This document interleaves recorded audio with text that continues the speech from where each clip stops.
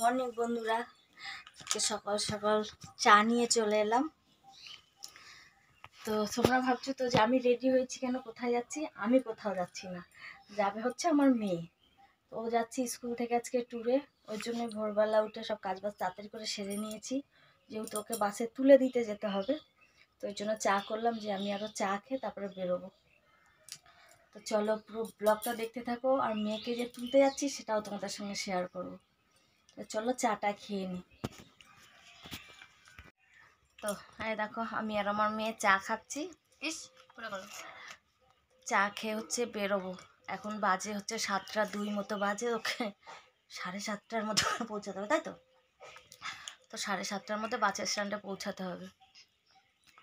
তো বিছনা কাঁথা তো তোলা হয়নি, ওটা পরে এসে আমি তুলে নেবো। ওকে আগে তুলে দিয়ে আসি বাসে, টাইম মতো না পৌঁছাতে পারলে দেরি হয়ে যাবে আবার।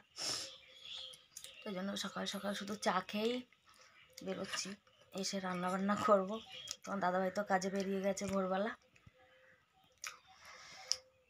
তো চলো টেস্ট চাটা, এটা ফেভারিট, আর কিছু ফেভারিট না হোক এটা ফেভারিট, সকালবেলা এটা দরকার। তো যাই হোক, চলো চাটা খেয়ে বেরোই, তারপর আবার তোমাদের সঙ্গে কথা হচ্ছে। কলকাতা ইকো পার্ক ঘুরতে যাচ্ছি, কি আনন্দ মনের মধ্যে, কি আনন্দ। তোর বাবাকে আমি বললাম যে আমাকে একটু নিয়ে চলো। আগের বার গেছিলাম কলকাতা সায়েন্স সিটি, দারুণ এনজয় করে এসেছি। আর এবার যাচ্ছি কলকাতা ইকো পার্ক, এটা তো ফাটিয়ে এনজয় করে আসবো, দারুণ মজা। বাড়ি ঢুকতে ঢুকতে আবার 10টা 10:30 ওরকম বেজে যাবে, দেখা যাক কি হয় আজকে। ছেলেও ঘুম থেকে উঠে পড়েছে। তো চলো চাটা খেয়ে বেরোই, তারপর আবার তোমাদের সঙ্গে কথা হবে। তো আজকে হৃদয়.তারা চ্যানেলে সকাল সকাল ব্লগ শুরু করে দিয়েছি। একদম 7টা থেকেই ব্লগ স্টার্ট করে দিয়েছি। 7টা বাজেনি, 6:30 বাজে। না 7টার সময়, পুরো 7টা বাজে গেছে, চালু করেছি। তাই 7:30 এখন বেরিয়ে যাবো। সে ঢুকবো করে রাতে আমি বাড়ি যাওয়ানি বলতে পারবো না, আমার আইডিয়া তো নেই কখন আমি ঢুকবো। তো পুরো ব্লগটা তোমরা দেখতে থাকো, আশা করি তোমাদের ভালো লাগবে। তো চলো। আর এই যে আমার ভাই, এই যে ঘুম থেকে উঠছে, এই দেখো আমার ছেলে ঘুম থেকে উঠে এখানে এসে শুয়ে পড়েছে। তো চলো, তো রেডি হয়ে চা খেয়ে তো বেরিয়ে পড়েছি, সাইকেলে করে যাব। ওকে সাইকেলে করে গিয়ে পৌঁছে দিয়ে আসবো। তো রেডি হয়ে মেয়েও দাঁড়িয়ে আছে। তো চলো, আর তোমাদেরকে একটা জিনিস দেখাই, চলো। তো দেখো আমার বাড়িতে এই একটাই ফুল ফুটেছে, এই নতুন গাছে সবে।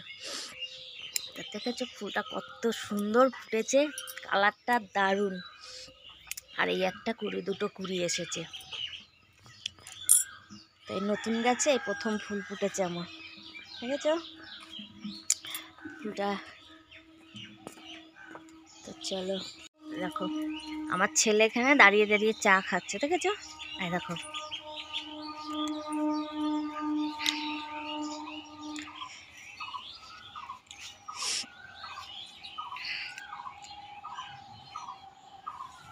তো এটা হচ্ছে আমার বাড়ি,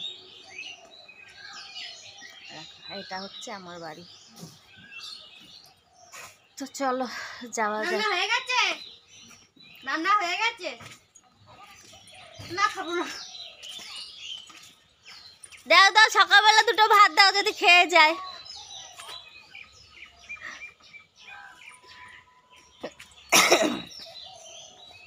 চলো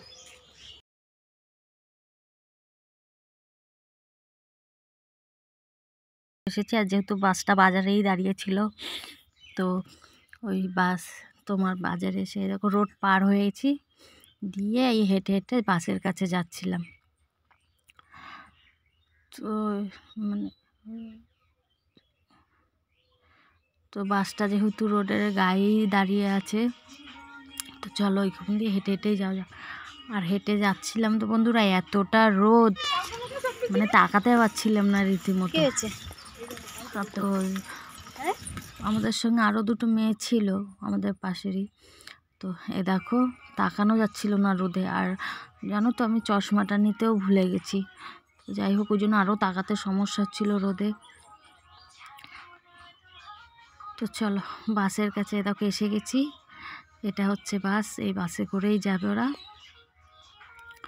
তো অন্য অন্য গার্জিয়ানরাও এখানে এসেছিলো তুলে দিতে বাসে, যেহেতু সব মেয়ে ওই জন্য তুলে দিতে এসেছিলো সবাই। তো ম্যামরা তো ছিলই। তো দেখো এখানে দাঁড়িয়েছিলাম, এতটা রোদ লাগছিল, তোমার বাসটা ছাড়তে ছাড়তে 9টা বেজে গেছিলো। ততক্ষণ এখানে রোদের মধ্যে দাঁড়িয়েছিলাম। তো যাই হোক, তো চলো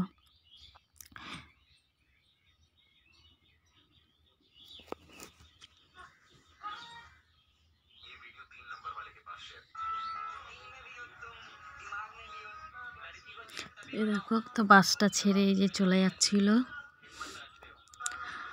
তো সেটাও তখনও দাঁড়িয়েছিলাম। তো চলো টাটা, আজকের মতো ব্লগটা এখানেই